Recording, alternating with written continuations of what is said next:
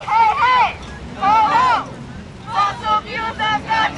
hoping for stronger legislation for climate action. Here in Ontario, Doug Ford has scrapped the cap and trade system and other initiatives like subsidies for electric cars, and emissions have actually increased since they took power in 2018. They're now back at the levels they were in 2015, and nowhere near the levels required by the Paris Agreement. I think we should speed up solar and wind power, and we should have done that already, and then we wouldn't be relying on Russian oil and gas. I think this is the most important issue facing Canadian politics today, and just general worldwide life.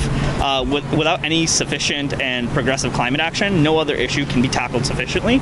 And I believe this protest here shows the people in power that we want change and we want progressive change.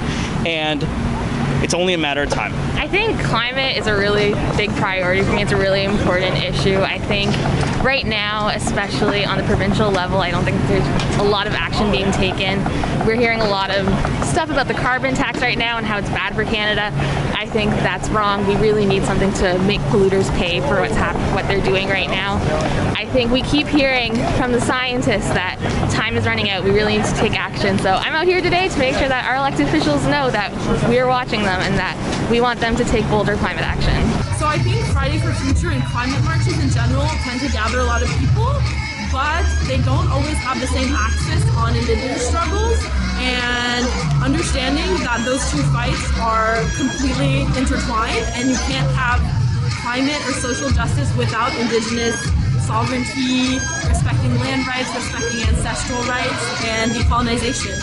So today was an opportunity to bring people who are interested and willing to work for the global climate crisis and against it, to understand that you can't do that without Indigenous struggles, and we need to also listen to Indigenous voices. Indigenous people are impacted by climate change because it doesn't allow us to practice our traditional, ancestral inherent rights.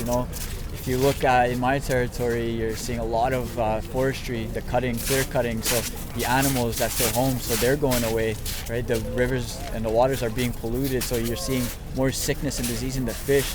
So just things like that don't allow us to practice what our ancestors did. Honestly, sometimes I just feel like overwhelmed and paralyzed that, we can't make a difference, that it's too late. And so there's like a lot of worries, but we kind of always try to tell ourselves that you're doing the best you can, you're trying to listen to the people who are being affected the most. Particularly right now, there's the Bates Knoll offshore drilling project in Newfoundland, which has gotten not enough media attention in my opinion, and Stephen Guilbeault, the environmental minister, has to make a decision very soon about whether or not he's going to let it happen, and it's another 30 years of oil that's going to come out of the ground that we can't have, so we would like to see that cancelled as quickly as possible.